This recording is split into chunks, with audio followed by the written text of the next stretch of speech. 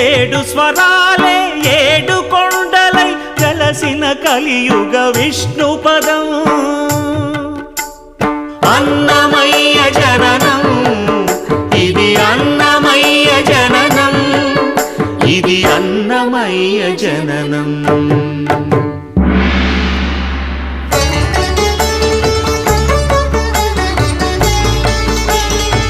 హరిషడ్వర్గము తెగనరికే హరిఖడ్గం ఇది నందకము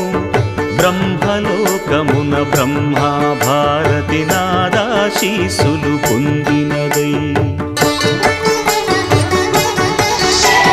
శివలోకమున చిద్విలాసమున ఢమరుధ్వనిలో గమకితమై దివ్య సభలలో